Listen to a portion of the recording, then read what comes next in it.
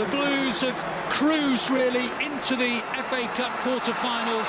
And that is a quite sensational free kick. Ake trying to place it, he's placed it beautifully.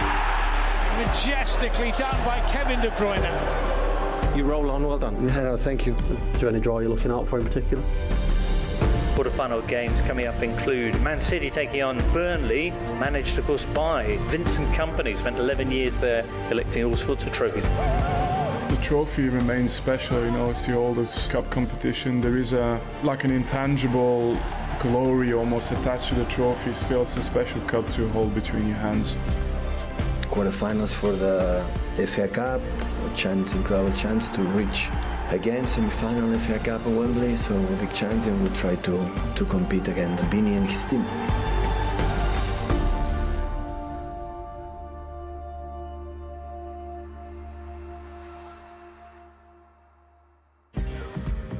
Good afternoon, welcome along to Matchday Live. We are live from the Etihad Stadium as we are in action in the quarterfinals of the FA Cup, which is sure to be a very fiery and somewhat emotional encounter as we welcome back club legend Vincent Kompany. But sadly, in the opposition dugout, of course, as he is manager of Burnley. City have a great record in the FA Cup against the Clarets. They've won each of their last 4 games in the competition, most recently a 5-0 win, which happened here at the Etihad in 2019.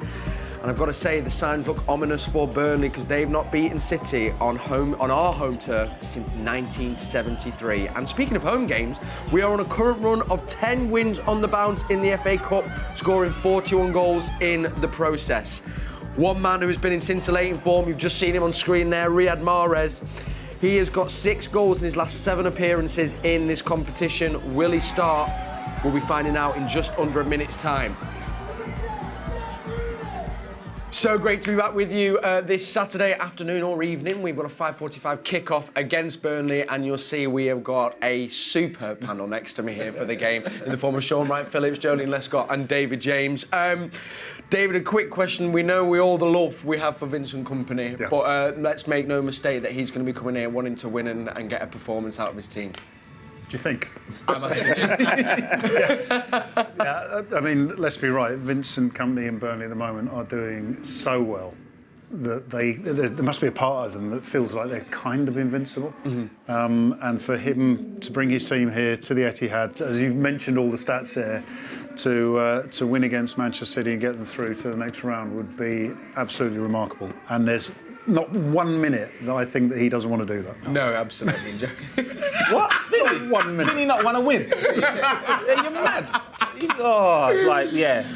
Vinny wants to win everything. This is no different today. But again, he'll be aware of what this occasion is, not just for him, but also the players that he's managing or coaching and how tough it's going to be. Yeah. I don't think he's going to be coming here expecting the same level of performance and domination that they've showed in the Championship. It's not going to be the case. No one has that, especially here. So I'm sure he set up his team ready for that. Yeah, absolutely. Well, listen, we're going to be bringing you the Burnley team news in a little bit, but not before I brought you Manchester City's team news.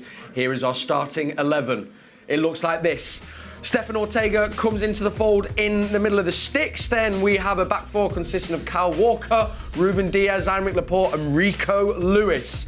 Then as we move to midfield, Rodri, De Bruyne, and then I'm going to say a forward 4 of Riyad Mahrez, Joleon Alvarez, of course, on the back of that brand new contract renewal, which was great news for all City fans. Phil Foden back into the team. And the big man up front, Erling Haaland, completes the 11 as we look to our bench. Ederson on there, we've got Calvin Phillips, John Stones, Nathan Ake, Ilkay Gundogan, Jack Grealish, Gomez, Manuel Akanji, and Mr. Cole Palmer. Shaun, very strong team. There seems to be a bit of kind of surprise there from a few people. I was saying Haaland has started, but you were saying absolutely not. He had to start. I'm a man that would start him, I think, as a player for him as well. He wants to try and break all records. Him playing in this game is one step closer to actually doing that. But in general, with the international break coming up, there's no reason why City shouldn't play a strong team. But even if half of those players ain't in there, if you look at City's bench, it's still a strong team. Yes. And I think that the biggest thing tonight for Vincent, especially for me in person, watching his team play, they're fantastic. But I think this is going to show him where roughly he needs to aim for for when Burnley get promoted. So it's a learning curve and experience for him and his players to match and understand the gap between the Championship and the Premiership. There was a point as well, I think, I was listening to on the radio saying that actually for the rebuild that Kompany's done, is it easy? Do you think the fact he's been in the Championship, he's not had to do it in the Premier League, has maybe helped him a little bit? Potentially for coaching purposes, but recruitment purposes, because I think there's a coaching element to it, and you see the transition, the player a totally different way. So he deserves so much credit, and I don't think he's getting enough credit for the way he's transformed the way Burnley's viewed. But also then believe there's a different stratosphere in regards to players. I think you can play a certain way and adapt a certain style and with a certain level of player, but then you come to the Premier League. I think, Steve Cooper spoke about it yesterday. He said the difference level in players, athleticism, technical ability is immense. And I think he'll be aware of that because he's been an elite player, so I'm sure he's aware that that gap is still yet to be bridged. Yeah. But, I mean, this is the FA Cup. Yeah. They played Bournemouth in the FA Cup, which is Premier League opposition, and they disposed of them. So in a sense, he's had a bit of a taste. Had a bit of a taster. What I find really interesting is, and you said it there, this is Wright was saying as well. For Vincent Kompany, this is also a little bit of a learning curve for when he comes in the Premier League back to Manchester City.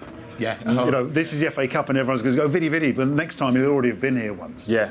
So he's learning level of emotion, and you can kind of raise your emotion and kind of enthusiasm for the FA Cup. We've kind of all done it. Yeah. You kind of know there's just a different feeling. Yes. Because you know it's 1 week, one-off occasion, but when it's the Premier League and you come in the back here off the back of 3 defeats potentially. It's a different. Oh wow! What are you saying? So they're going to get promoted and have no, but I'm saying teams that come here. You heard it here first. Yeah. Going back to the main, we can't not mention, of course, 5 goals from Erling Haaland in the middle of the week. We're going to have a look at some of them now. And you cracked me up, Shaun, because you said I don't think people realise how hard it is to score a hat trick, let alone 5 goals. It was a phenomenal performance, wasn't it? Yeah, it was. I thought, like I said to you guys off air, I thought tactically, in general, before the game, when I saw how it was set out, J-Mel said as well, it's not 4 centre-backs, but if you look on paper, we're looking at 4 centre-backs playing, but it overloaded the midfield so much that at times Stones was at the edge of the box, which shouldn't really be allowed, but that creates chances like this. And I think in this game, he was phenomenal at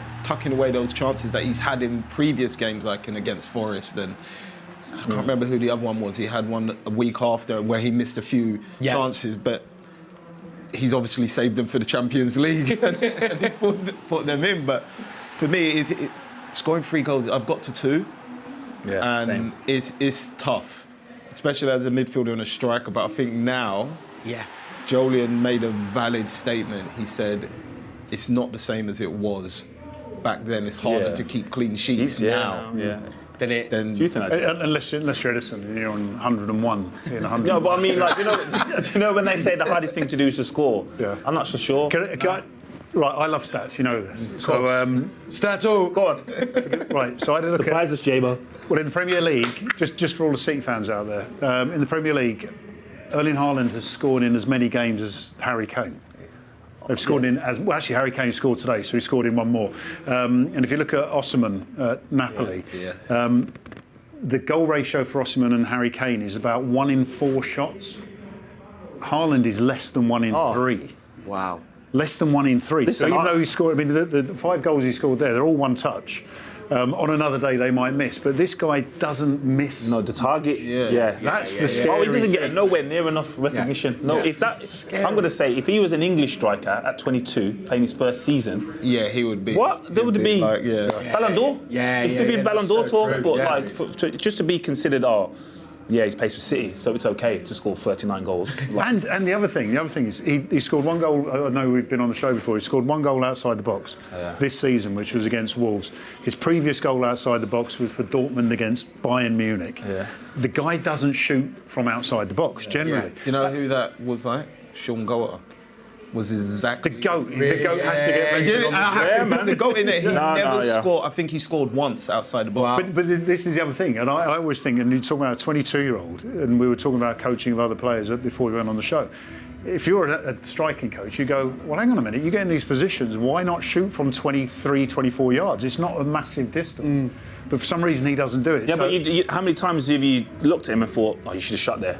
I don't even see him involved in that. I saw it the other week, and he was running, and he was like, "Go on, shoot," and he went out wide, and I was like, "Oh, please shoot." No, well, the other side, one man though who I think has scored from outside of the box, and we've got to talk about him because he got a new contract. It was announced, so he's going to be with us to 2028, and I think it's deserved and in recognition of the brilliant season he's had, particularly with the World Cup. Juleon Alvarez comes into the team, Joleon, and first of all, can you what have you made of his debut season, and what will he bring to the team today?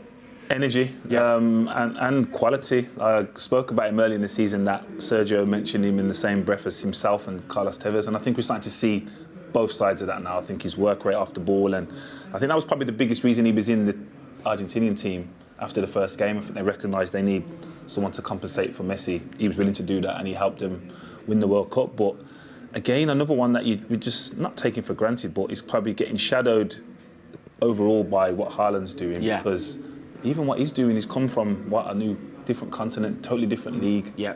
So many variables for him, culture, language. He's just adapted to way of life in Manchester, so the climate's pretty different for him as well. And all of a sudden he's contributing. Yeah, well, it's interesting as well. Actually, I think he's had more of his appearances so far have been off the bench.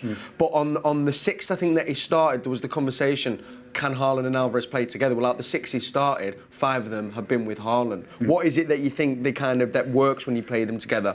Well, again, interesting watching City through the season, because I was at the game in Bristol against Bristol City, and that his movement was so different to Haaland's, but the way that he was regularly, like you say, the energy dropping into the hole to receive balls, to lay them off. I think today will be a great opportunity to see whether or not he's doing that to get the ball fed wide for Haaland in the middle. It didn't seem to work as well in Bristol City in that game for some reason, but I just think, like you say, you got the energy. Haaland doesn't have to do. This sounds really bad, doesn't it? Considering the amount of shots, he doesn't have to do a lot on the ball. Just get himself into position. So Vincent Kompany will know everything about what City could do. It's whether or not you can stop it. That's the question. And final word on the other two players, Foden, and we're thinking he might be in the middle, but guessing on the left, and Riyad Mahrez on the right. Gave you that stat at the start of the show as well, that he scored 6 in his last 7 appearances in the FA Cup. And Foden, of course, 2 goals in our last game as well in the previous round. Again, ominous, and Foden as well coming into some form now, Shaun. That's perfect timing for him to be coming into form, to be honest with you. The business end of the season. Miscontrol. I think after the World Cup, he had a few niggles and injuries.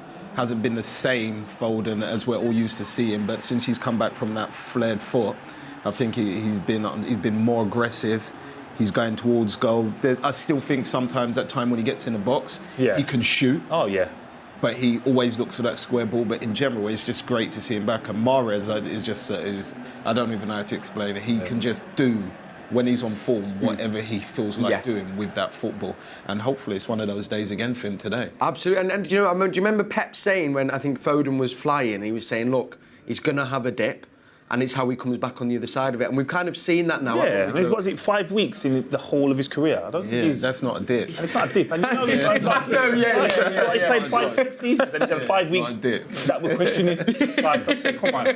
He's got 13 goals this season. I think his record's only 16. Wow. So it's not like it's terrible. Yeah. It's just not the Phil Foden that we've only seen. The standards he's setting. Similar to Kevin, I think we've seen such a high level and a consistent level that when it's not that, you're like, ooh, what's going on? But when you compare it to reality, he's doing all right. I think that's the point. When you actually compare it to who's next best, it's still probably better. It's not the greatest ever, but it's still great. All right, well, we're gonna come back and focus on our midfield. We'll probably speak about Kevin in just a little bit. But as we know, we are welcoming Vincent Kompany back to the Etihad Stadium with his Burnley side that is absolutely flying. And who has he chosen? Just try and scupper our plans to get to the semi-final. I can bring you that team news now. It looks like this.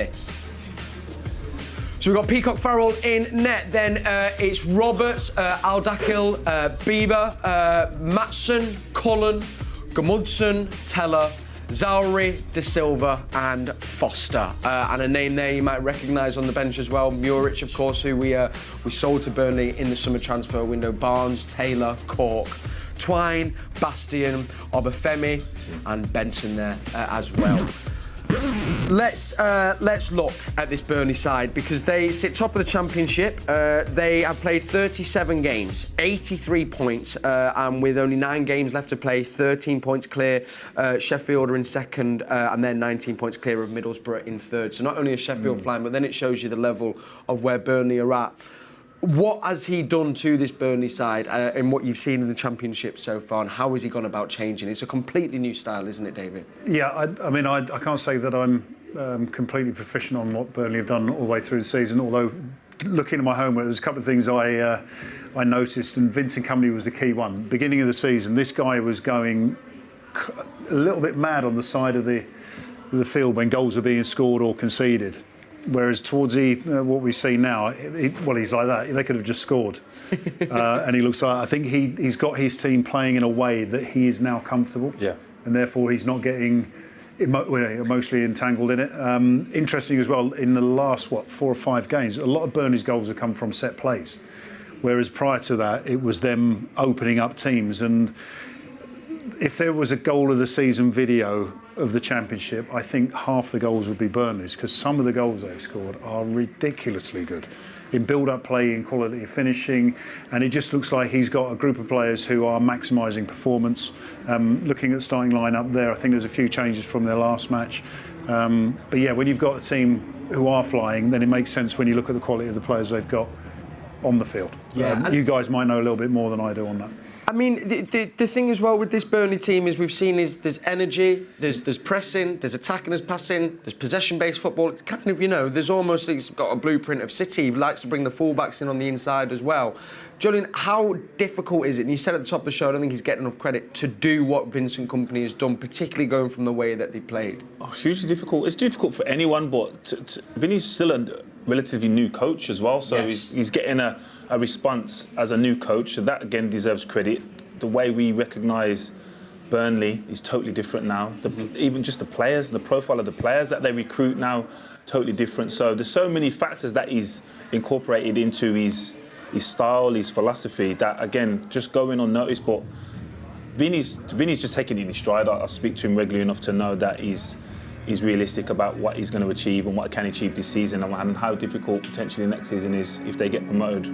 Well, let's say when they get promoted, but for what he's done so far, I think he's surprised. I don't think anything he does generally will surprise Vinny. Wouldn't surprise me, because I know how much effort and work he puts into it. But the quickness of the response he's got, I think that would surprise him. I remember you saying as well that you remember chatting to Vincent, and he said that he thinks he's going to be almost a better manager. Yeah, than he said that to me. They said that to me like at Anderlecht, his first season. I was like, Vinny, you've been doing it for like 3 weeks.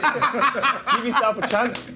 Now I know what he meant. But in regards to him saying that and genuinely believing that, yeah, he knows that once he's able to get a group of players that understand how he wants to play, and I think the academy system now is helping that. I think fresh new coaches want to play a similar style, so you can recruit a way where, that player has worked on this element of his game for the last 5-6 years of his development, and just it's easier transition, should I say. The question I wanted to ask you, Shaun, was we've seen the way Burnley plays, and we've seen what most teams do when they come to the Etihad is almost change the way they play and sit back with two banks of 5 basically. What do you think this Burnley? Vincent's not going to do that. There we go. He won't do that. He'll know that it's going to be a difficult game, as the guys have said. But I think this game will suit his players more than, say, when I went to watch him play at Millwall, because Millwall just wanted to fight. Vinny's teams don't want to fight. They want to play football. Them being able to, as long as City get in their face, they will not have it their own way. But I don't think they will change the way they play. Like, it's kind of like Master versus The Apprentice. He's gonna play the same way all the time. It's just whether the boys can fight at the same time, and it's just going to be a competition of who's going to possess the ball better, which we're expected to City to do at home. But don't be scared to know that they're going to go forward. Do you think there's an element here? Because if you, as well as City are doing at the moment, and as well as all these records that we're talking about, in recent months, City have been undone by people pressing them. That short pass. Yes, and do you think that would encourage him and his team today? I think it will, but I still, looking at the quality of player, I still think if City have a period of, like, say, 40 minutes, that could be 3 goals. And that could be the case with anyone. We've seen it in the Champions League, that happens. So I think Vinny's, like Shaun said, not going to come here and try to play defensive or 2 backs of 5, but I think there's so many teams that don't want to do that, and then you come here and you have to do that because you don't have the ball. Yes. So it's not a choice. You haven't set up a team at the training ground and said, we're just going to defend with no ball and we're just going to have 2 banks of 5. But when you get here, and the reality is so different. Yes. Hey, well, Carl Walker's on the edge of our box, boss. What do you want to say? I'm saying, yeah, because you can't prepare for a team when you don't have the players to prepare against. Yeah. Yes. How are you going to prepare against play Man City? This is anyone. This isn't just Burnley. But when your setup is different at home, your player profile is different. So you don't have a Kevin De Bruyne in your squad to go and say, well, when he's here, he's going to play this ball on a sixpence to Haaland, who's going to be able to finish. So, yeah, I don't think he's going to set up that way, but he might end up that way. Well, let's take a little pause here and let's hear what Vincent Kompany and Pep were saying in their pre-match conferences for this game against Burnley today at 5:45 kickoff. Club with a special place in our hearts. He's going to come back. It's mixed feelings because on the one hand, the last time I was there in any competitive capacity was the famous Leicester game at home. It's my last game there. Everybody knows it. He's an important, incredible figure here. He's one of the biggest legends I had, and personally, I have a little, it was a pity at the fact that sometimes was a lot of time injured when we were together. But the important thing of that is the fact that since the day one, how he helped me. Playing for Pep always the first year is a little bit difficult because he has a lot of information, a lot of concepts that are very different from anywhere usually you play previously. I'm not absolutely really surprised at all the position what they have done so far in the championship. So being so close to being next year in Premier League team, seeing more carefully what they do, I understand completely why they're there. It will be a really, really tough opponent. I think past the emotional for me, there's also just the fact that it's an event for the club and it's for the club to enjoy this day, hopefully. After seeing his teams, I'm more than convinced these 2 days, I'm more than convinced that he's going to come back. But the fact when I make weeks ago, I said my feelings, I don't know, but it's going to happen. I think this trophy's always meant more than any other cup competition in the world, domestic cup competition. I can only say it feels like it's harder to win it as well than the other ones, and being where we are in the quarterfinals is obviously a very good achievement for us as a club to finally be in those big games, and to have a chance to just compete, compete at that level.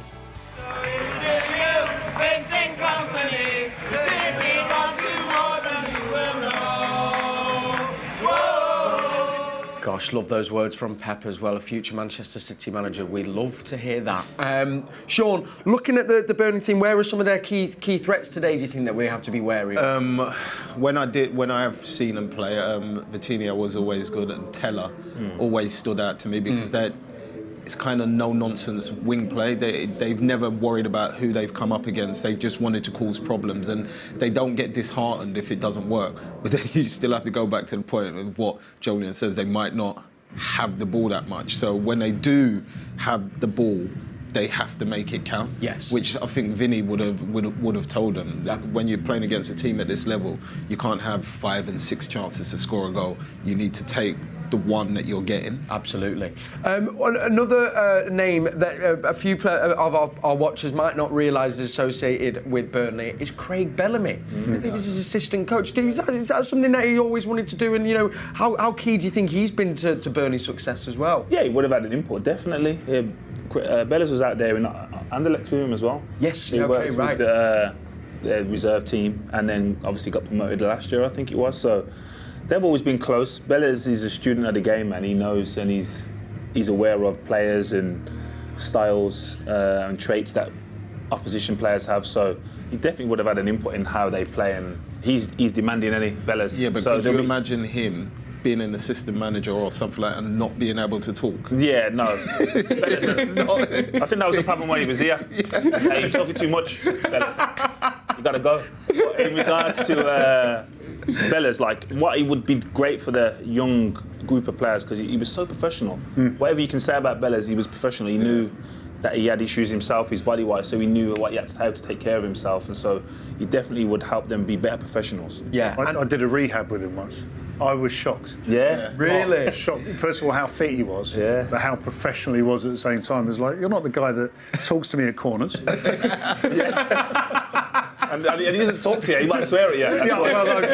It's a family show. There was the United game is always one of them that sticks out with it. It was at Old Trafford, and I think he almost single-handedly drove us on in that game. Was brilliant. Another quick note, we saw him. Sean's fault we lost that. Sean and Micah. You better put Micah in there. Micah's in there. Micah's fault. Because I had to cover him. Where was he? Last minute. Whose fault was it? Whose fault was it? Micah. I shouldn't have to be defending where I was. Well, I should, but I shouldn't. It's like last minute. Stay back, Meeks. Last minute. Come on, innit? Stupid. Gosh. No, I love that. It's so surreal to me he's talking about that game. It was a wounder. Quickly as well, we saw Muric on the screen there. Yes. Of course, no long, but big guy, and he was, he had a few loan spells, and now he's over at Burnley. Yeah. He's a big lump. Again, looking through the goal, big lump. What do you like? You can say that. You're a goalie. So you're allowed to say that. You can say it. Goalkeepers union and that. Obviously, I mean, again, part of the big part of Burnley's success. I mean, I think it's 7 games this season where Burnley have conceded more than 1 goal.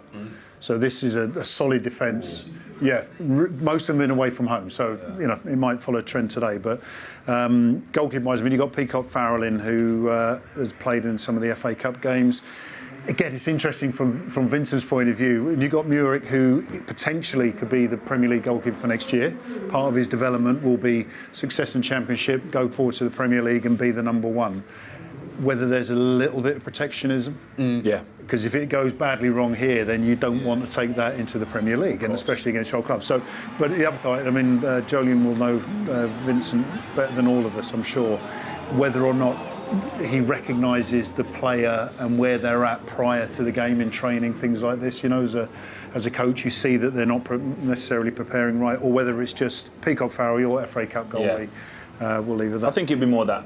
And this guy here could probably upset a few people. Yeah, Haaland.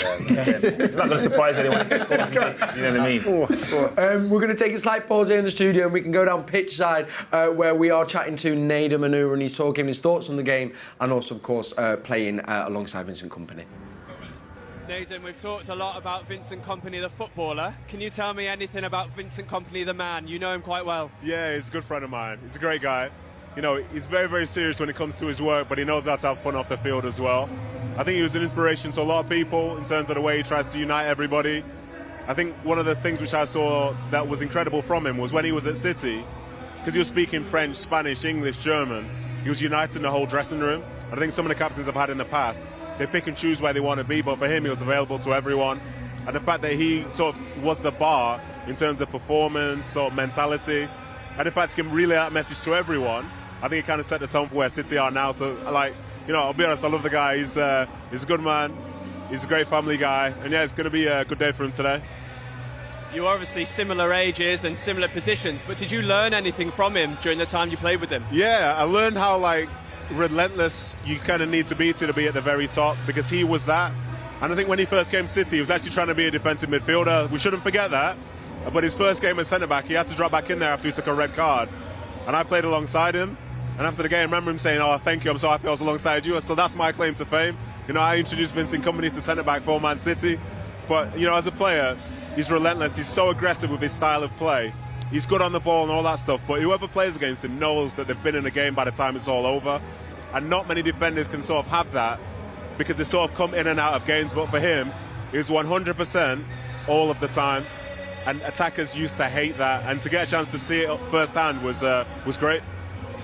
And how close was your relationship off the pitch? Yeah, it was very close, because, as some of you might know, I introduced him to his wife.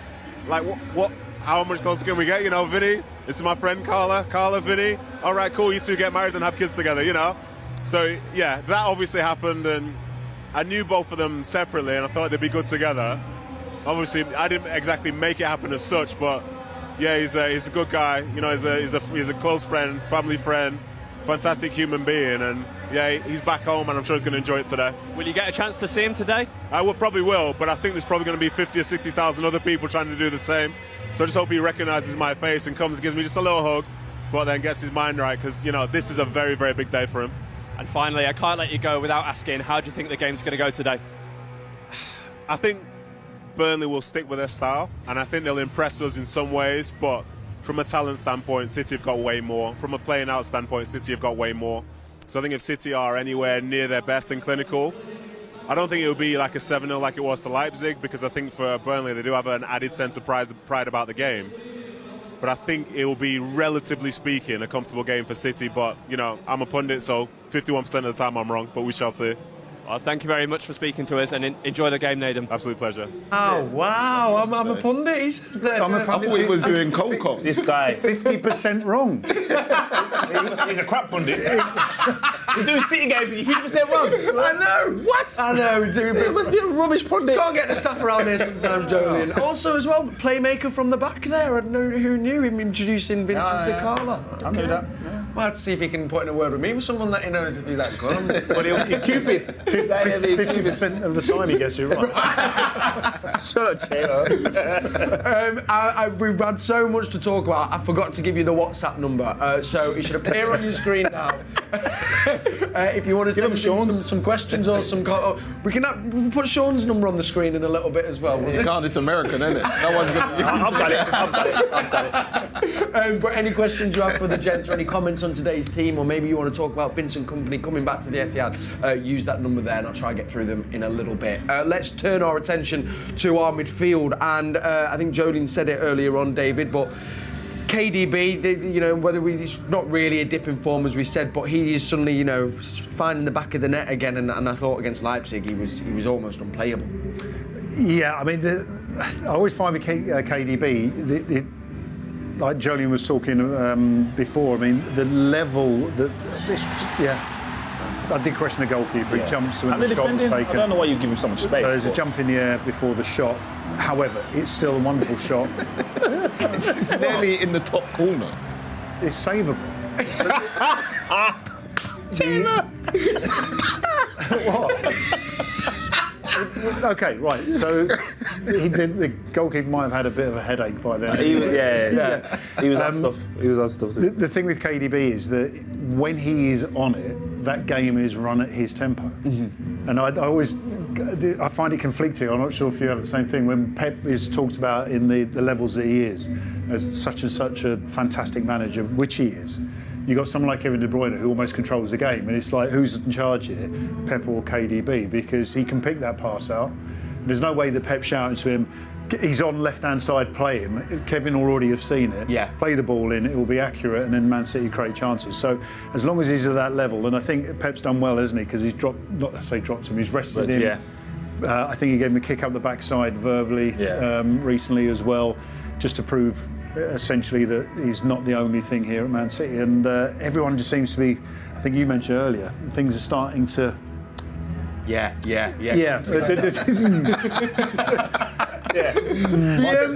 Sorry, Johnny. I said a forward four before. We usually we're having a midfield three. Do we think might drop in to be, or do you think he might just be going with that kind of De Bruyne and Rodri and just have the two in the middle today? I think it would be that, getting Kevin, because he spoke about Kevin and where he operates at his best, and that's like the right hand side of the midfield in an advanced area where I could see him being a little bit deeper today, and potentially Alvarez off Haaland, or Alvarez out wide and Phil Foden in midfield. Yeah, sure. I doubt there's, other than Mahrez and Haaland, I think there'll be plenty of rotation. Okay. Whenever you see Mahrez, he plays right side, and Haaland plays as a 9. There's probably two definites, and Rodri. And I think between the other players in midfield and the front line, you want them to rotate. That's when they're at the best. And recognise where the space is to receive the ball, and when they do that, they can operate and cause loads of problems, as we saw in the middle of the week. My concern would be Mahrez staying out right and Foden staying out left for any given reason. They do that though. They do it. But when they do that, that means their fullbacks have to stay back. I'm just, forgive me, I'm sort of got 5-0 in my head, and it wouldn't work in that way, simply because I find, and we've said it again before on the show, where you have two stationary players, it kind of makes it a little bit easier to defend against.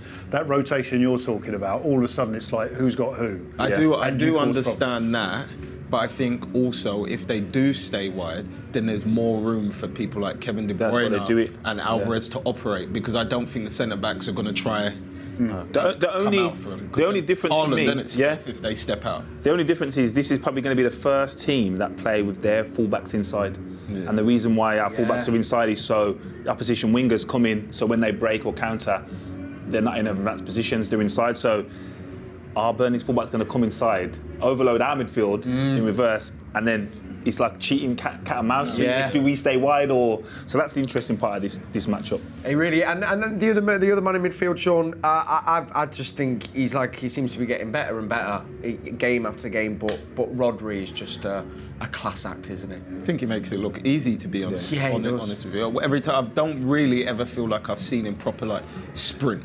I've seen him in stride. I think the way he deciphers what corners to cut to get to the ball, to whether it's to bring somebody down, to get the team back in position or win the ball back. I think he's so clever, and I always look back, it's a bad game to look back at, the Southampton game. City couldn't possess the ball out the back without Southampton winning it high up, but as soon as Rodri come on, then things started to be able to tick, and they started being able to build from the back. And I think he's so vital to the way City play in attack and in transition that he probably one of the first names on the team sheet, along with Haaland, if it's a big game. I completely agree. I think I remember it's funny you saying about the running thing, because I remember Pep giving an interview, I think it was last season, saying that Rodri's moving too much. Yeah. He said the player in his position actually, I think his metaphor was like when you're driving the car, you should just be sat at the wheel, not in the passenger seat, in the back seat.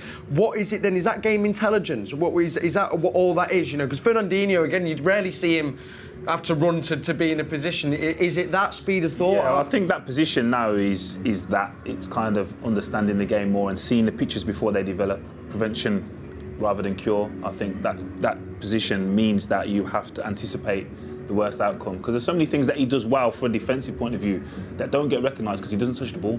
So when there's a potential break, he'll position himself where their only pass is this. So if he puts himself in that passing line, that is not a pass, that's not an option. So now he'll have to go long, straight to the defence, and then it's all of a sudden it's like, oh, our defence is cleaning up. But that's because Rodri's in a position where they can't pass out, and teams want to do that, especially nowadays where everyone wants to play football. Just got given a great stat there as well. In the Premier League, Rodri leads interceptions above Declan Rice, which also you'd say is difficult given that we have the ball on average 70% of the time. So, it just shows his reading of the game is something else. It is, but what I'm just thinking now, I was doing commentary with Brent, I won't name him for shame him, but Ben Me, I'll do it. It was on national radio, so essentially he wasn't hiding himself. But he was talking about how Brentford. He wasn't hiding himself. He was talking about how Brentford employed basically a block on Rodri to make those passes forward. Yeah. So it'd be again Vinny knowing how Pep lines up and the players that he's got, how they set up in that midfield to basically force Rodri to either play balls backwards or sideways rather than forwards. Yeah. Now we're talking about all these inverted fullbacks and who's wide. And if you can't get the ball to them from your engine room or your driver, as you described it, or as Pep described it, then that'll be interesting to see how that plays out and whether or not City find a way around it to get my 5-0 predicted scoreline. Oh wow, I've got that in there. I've done it. I did it in the square. Wow. I've done it already. They're losing 3 games in a row. He's got no chance for you. While we're on a midfield chat as well, we want to just quickly mention, well, first of all, a massive congratulations to Ilkay Gundogan, who became a father during the week. After as well, of course, scoring in the Leipzig game. And Shaun, he's another Rolls Royce of the game, isn't it? And I think Pep said about him, before Philip Lahm was the most intelligent player or football IQ that he played with, but Gundogan is on a different level. Like you said, he's a Rolls Royce. I think what I love about him so much, as a midfielder, he's a rival into the box. I think his third man running off the ball is unbelievable. We know what he can do on the ball. I feel like he's the only other person from that midfield area that actually looks for Haaland when through the middle to try and slide him in. Yes. Without KDB, he's the only other person that does it. But I think just the passes he puts together, and he kind of leads the team silently. and goes about his business. He presses, he does all the nasty things as well, but the quality he possesses for me is unbelievable. Yeah, it's frightening. Well, massive congratulations to Ilkay Gundogan and his partner there. Right, let's head down to Pitchside, because commentary today comes from Alistair Mann and Andy Morrison. Remember, you get that on the Manchester City app, so when you finish watching us, and if you watch us on the app, stay where you are. If not, jump on there and they'll be guiding you through the game. Let's see what they're making of today's fixture. Well, thanks, Kel. Welcome to Pitchside. I hope you can hear us above the Irish music in the background, celebrating St Patrick's Day. Well, it was yesterday anyway. Alongside me is Andy Morrison, who'll be on commentary duty with me this afternoon. I know it's a game against Burnley, but everyone, of course, is talking about the return of Vinny Kompany. How do you think he'll be feeling right now? He'll be nervous, because he knows what, a potential City could do. I'm sure he was here for the Leipzig game. So he knows what will happen if they're not meticulous in their preparation and they don't get it right. But he'll also be very proud, because he's coming back to a place where he's adored. He's worshipped here. He is a legend, and he'll rightly get the reception he deserves. But then it's down to business. It's then football, and he's trying to win a game of football. So there'll be no niceties after that. How can he get the best out of his team? And of course they come here as near as, damn it, promoted to the Premier League. Incredible scoring record as well. What strengths do you think they'll bring to the Etihad today? They've got a very balanced team, in the sense that if the opposition are inferior, then they can play through them. They've got the quality to do that. If the opposition, your top teams, your Sheffield United's in that league, your Middlesbroughs, if they need to go back to front, they've got excellent players who can deal with that way of the game as well. So they can mix it both ways. Probably as balanced a squad in the Championship as has been for a long time. And they're way, way ahead of every other team. Can they play the way they play in the Premier League? No, they can't, because they lack that little bit of quality. So they'd have to look at a different way or different personnel. But they are very, very good at what they do. And there's a momentum and a belief in there, which will be the biggest thing today for them, is that they've come into a game where they're used to winning, and they're vibrant, and they're all together, and that brings you a long way. But we know how quick City can change that. Can they bring the principles that obviously Vincent Kompany's probably learnt off Pep to this game today and try and out-football City? Is that going to be their game plan? I think he's got his philosophy, and he plays the way he does, and that's how he wants to be known, and that's his identity. But I don't think you can. I don't think you can play through the thirds with the press and the quality that City will have. What they do have is Barnes' place. They've got a real target to go to, and that gives them a get-out if we get the press right.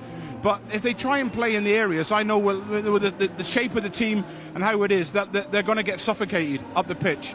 And in the Championship, Ali, if you make a mistake in the Championship, you make 10 mistakes, you might have 1 or 2 shots on target. You make 10 mistakes against City, you will have 8 shots on target. And statistically, I looked at the game on Wednesday night, and Hull had 14 shots, 6 on target. Burnley only had 9, but they had 3 on target and 3 goals. So obviously they're very clinical. And in Tella, they've got an excellent striker who's in form. But they get it wrong against us, they will get punished. Now, of course, Pep Guardiola's gone on record as saying that he believes that Vincent Kompany will ultimately be a Manchester City manager. Is this a little bit of a job interview today, then? I think there's a few of them, isn't there? That was Pep prodigies, that have gone on and managing and highly regarded.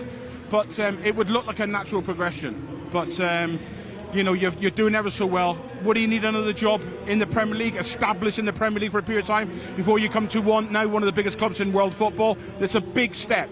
But, he's already done his apprenticeship in many ways. He's come into a club that, he would have done his due diligence. He would have known that there's still a very strong squad and he could take them up. But let's see what happens. For me today, the fans are going to appreciate him. They're going to show their respect for him and their love for him, for what he did for this football club. And then it's down to business. It's funny, whenever I go about anywhere, this fella was captain of City. The affection that City fans show to him tells me that Vincent Kompany is going to get an amazing reception today. We'll be bringing you the commentary. Make sure you download the app. Back to you in the studio. Thanks, Ali, and a very smart Andy Morrison there as well. They are your commentary team for our fixture against Burnley. I tell you what, it's quite nice, isn't it? We've got the players warming up behind us here in the Etihad, and watching them boys finish it's a sight to behold, isn't it? Some lovely finishes. Mahrez maybe for the first goal. Ooh, imagine that. Hey, imagine that. Imagine someone was outside predicting Mahrez' first goal. And 5-0. And 5-0. Imagine. Right, let's take a look at your WhatsApp questions. So Sarah sent this one in here. She said, "Hi all, what are each of your favourite Vinny moments from his time at City?" Johnny, I don't know if you remember. Can I do mine first? Go on. Quickest, scoring against Leicester. Yeah. Ooh, lovely. That'll do. No, I want to tell a funny one. Go on, then. From like Vinny, Vinny, funny and Vinny. It can be, we was training or Arsenal. PG. Yeah, we was Arsenal away at the Emirates. Remember, he had to cut a hole in his boot because. Then we made him dead boots, them Warriors. Yeah, and he was playing centre midfield at the time. Ooh. And I remember him coming in at half time, and he's saying, "Right, it's not going how I thought." And I just remember him saying after the game, "I'm not playing centre midfield ever again. I'm being a centre back from now on." And that's where he just. Is that where really? Yeah. That's where it kicked on from. No way. Are you, Joleon? A Vinny moment. I remember we had to separate him and Meeks from having a fight. We had a couple of them. Wow. It's not a bunch of people that you want to be in the middle of. I was about, but I mean, there wouldn't be that many other players in the team that could get in the middle. I couldn't picture David Silva there in between them two. And it's nothing to do with strength. That's to do with respect that they would allow you to stop them from getting to each other. But to be fair, Vinny, I was going to say Leicester, even though I wasn't involved in the game, but I think that's probably his most iconic moment would be. I was involved in one game at Portsmouth when he scored against me. I've erased it from my memory, so I go back to Leicester. Yeah. Well, actually, we can see that. This is a refreshing memory. No, really. Okay, next one came on from Iman. Thanks for getting in touch, mate. He said, Joleon, or Lescott, actually, his surname. Oh, yeah. During your time with Vinny, what was he like as a captain in the dressing room and during training? See, this is a different... I always have the same answer, but it's a different answer to what he's expecting, because Vinny wasn't the Vinny that finished. So, like, when I came, we had Patrick Vieira, like Yaya Toure, like Kola was part of the Invincibles, Nigel de Jong was a captain. So we had so many leaders, and so I was part of seeing Vinny's journey in regards. You could see he had the tendencies that he was going to captain the club, but Carlos Tevez was the captain, then he went to Kolo Toure. Yes. And then Vinny got the armband, so you know what I mean? So in regards to having Vinny as the captain, that was probably the only last 2 seasons of my time here, but he always had the leadership skills that you could see, and he's not surprised me what he'd gone on to do and what. Gosh, yeah, you really saw him grow into the role, really. Yeah, brilliant. Since we are welcoming back our club legend Vincent Kompany, I know all Manchester City fans are so excited. I know he's going to get the hero's welcome that man deserves. In honour of him, we're going to do a Vincent Kompany quiz, guys. Okay. I'm passing all my questions to We're not on the same team. No, you've all got your own questions. Listen, this is high production value here. Also, we're not a team anymore. No, individuals. Let's see if we can get your questions right. Okay. Prizes, J-Mo. So, Joleon, the first one's for you. Is it multiple choice? No pressure. How many clean sheets did you and Vincent keep for City? I don't even know how many games we played. Together, in total. No, I'm going to keep. You had 108 appearances together. So how many of those do you reckon 107 now. I'm going to say... Skinny Mika. Was there ever a Skinny Mika? That shirt doesn't fit him. Around his neck. Do you know what? Baggy neck. Mika looks like a school kid who's been like a chance to meet the City heroes. I'm going to say 44. No way has he got that right. 44? No way. That's like a game over. Did you know? I've lost. How would I know that? I've lost already. I didn't know the question. Is that Daryl? Is that Daryl in there? Even J-Mo was like surprised. Wow! I was going to say 44. No, was it? Wasn't your question? Okay. I was going to get past. I'm done. David, you've actually already answered this, but how many goals did Vincent Kompany score against you? I didn't write the quiz. I didn't write. There was one at Portsmouth, 2-0. I think I kept a clean sheet. I didn't play in that game. 1. Say 1. Bang on. Watch me. I'll go watch Shaun. Watch mine. Let's have a little. Talk us through it. We've actually got it. Oh, wow, bullet. Come on, J-Mo. J-Mo, why didn't you dive? Oh, that's savable. It's savable, J-Mo. It's savable. Have a look. That's savable, J-Mo. It's right there. Hang on, is that Michael Brown? You jumped in early there, David. Did you jump early? Ben Tallet. I didn't jump at all. Wow. J-Mo, get off your feet. Brownie's there somewhere. If he's not, he should have been. J-Mo. Gosh, we've seen a few of them though in his career, and he loved one of them. Skinny Vincent. Okay, Shaun. Here we go. There we go. Give me something ridiculous. He'll get it wrong. How many times were you and Vincent physically on the pitch together for City? Ooh. How many games did you play with Kompany? Oh, what a finish. Skinny Wright. I don't know. Yeah. The eggs are skinny no more. Around. You know, I'm going to go low. I think maybe 25. No, more than that. More than that. Was it more? Yeah, way more. No, that's his answer. That's his answer. Yeah, that's my answer. I'm leaving it like that. Yeah, you can have a guess, yeah. Go on. 44. 63. You're saying 63? 63. In Premier League. Uzi, didn't it? Or just how many times were there? Oh, wow, altogether it was 64. It was Uzi. Would you say 64? You said 63. What a waste, man. Tell you what. More than that. It's 67. Oh, see, I'm the closest. I won.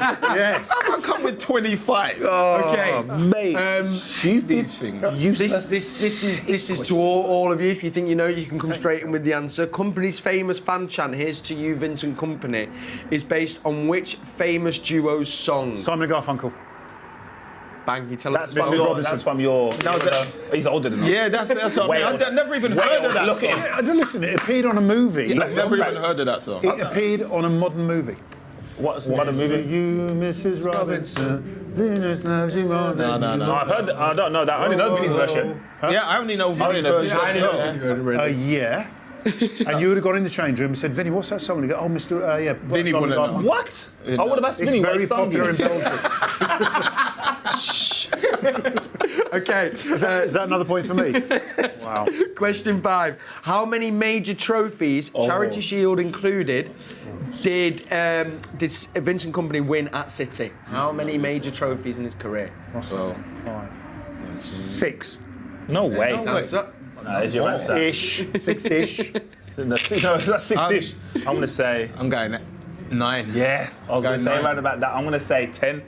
Yeah, I'm going. I'm just trying to think about that montage. It was 12. Yeah, and it was a lot. I thought... I was only including the first half of his... 4 League Cups.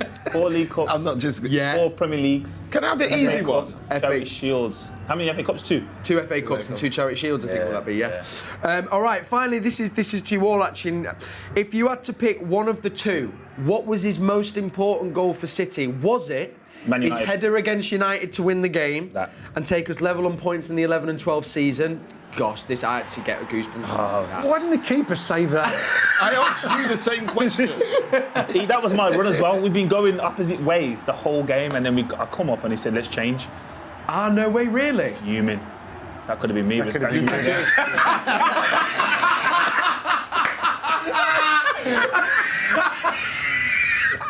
You know, it's not too late. It wasn't that funny.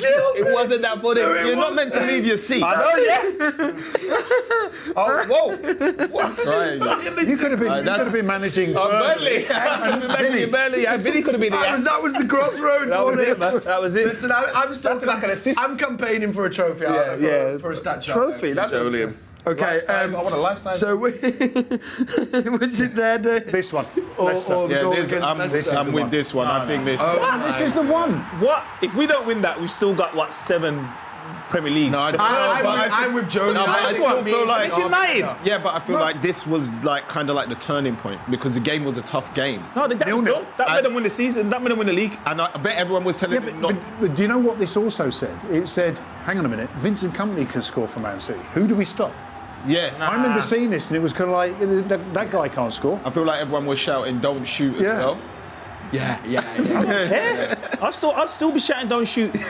Now, the next game after, I'm still not saying shoot. No way. There's no one. He'd already done it. Yeah, there's no one saying shoot, but that one against United, For me, I think it was the. Well, me and Shaun think it's that one. So who's right then? Who wins the point? There we go. Well, no, the majority. You're not included in the game, though. You're answering the question. Yeah. Right. So we asked for opinion. That's for opinion. There's not a right or wrong answer. There must be a right or wrong answer. There isn't. No, it's in your. It's just conversation. No, it's my opinion. Yeah, there you go. It's all in your opinion. Man United. Listen, if you've just tuned in, not long till Portsmouth. When he scored against Portsmouth, that was massive. Yeah, but the keeper should have saved it. Yeah, that's true. Didn't even dive. We've got the team is just up there on the bottom of your screen. You've just seen, but I'll recap it. You Ortega, Walker, Diaz, Laporte, and Rico Lewis into the team. Then we've got Rodri, Kevin De Bruyne, Riyad Mahrez, Juleon Alvarez, Phil Foden, and Erling Haaland. This show has absolutely flown by. But quick looking at the defence, Walker back into the team. Why do you think he's opted for Walker today? Again, looking at the lineups from recent weeks, whether it's 4 centre halves or whatever, the thing I was confused about a little bit was Walker and Lewis being in there together. Rico play left. Yeah, and who's going to be playing where? Given that they're probably not going to play where we say they're supposed to be playing because they'll be further up top. But I think this is more about Diaz and Laporte relationship than it is about Walker and Lewis. They'll have a bit more freedom, as we saw with John Stones in the last match. Yeah. In the sense that they'll have the whole pitch to play with. Those two will be solid. And I talking before about Vincent and how he's going to line his wingers up, whether or not Walks is forced back. Because one thing I did notice the other day, I'm trying to think which game it was now. Leipzig? No, it was before then, where Palace. Was it Palace? It was before Palace. I'm getting confused. City played a back. Newcastle. They played a back four, and it was a solid back four all the way through the game. No one was running up top, and I'm just thinking, why are you doing this against Newcastle? I think it was respect to the wingers. Yeah, and therefore today might be to start. Yeah, with, these are out and out wingers they have. Yeah, to start with, it might just be respectful. All right, we'll start with the back four, and if the game ends up like Joleon says that City's got so much possession, then they'll. We haven't seen Rico play like that, have we? Every time Rico's played, he's never stayed back. He's been that. Oh, he's been in there. Yeah, that's his job. Been in there. That's his job. So I don't think. I think on the Walker's side they're going to do what you said, but I think on Rico's side, I feel like they're going to say to the winger, come in. But right, this is what I love about this game. Vincent's learning something by first of all coming back to the Etihad for the first time. His team are doing so well to play up against one of the best teams in Europe. And for Pep, why not put Lewis in a position where he has to actually hold a defensive position to see how he handles it? Yeah. So in answer to your question, I've given you loads of scenarios. I'm just thinking back to Newcastle and how structured that back four was. Yeah, absolutely. Well, listen, gents, I could keep this conversation going, but the boys are in the tunnel. So quickly, before we hand over to Alistair Mann and Andy Morrison for commentary, Burnley fans sounding like they're in great voice as well here in the stadium. Quick predictions, please. David, we know yours. 0-0. I'm Morrison score first. 0-0. 5-0. 5-0, Joleon. I'm gonna say 3-0. 3-0 from Joleon. No, I have to put a little bit of respect on Vincent's team, so I feel like they could possibly get one, so 3-1. 3-1, lovely. Gents, cracking show. We'll be back at half-time. We'll then be back at full-time. Thank you for watching. Last thing for me to say is come on, City.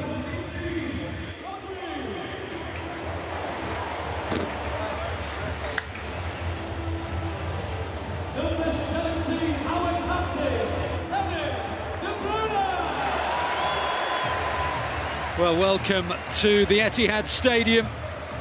The players not yet out on the field.